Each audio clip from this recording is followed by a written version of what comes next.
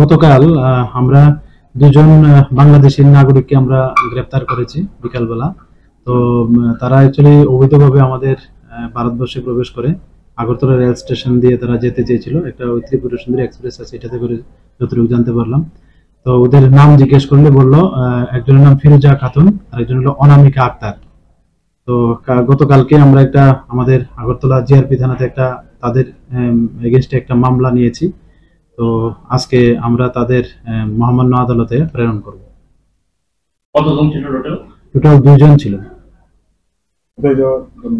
তারা অ্যাকচুয়ালি একজন বলছিল যে পুনেতে যাবে, আরেকজন বলছিল যে কর্ণাটকে তাদের এখানে যাবে, এই কথা বলেছে আর কি।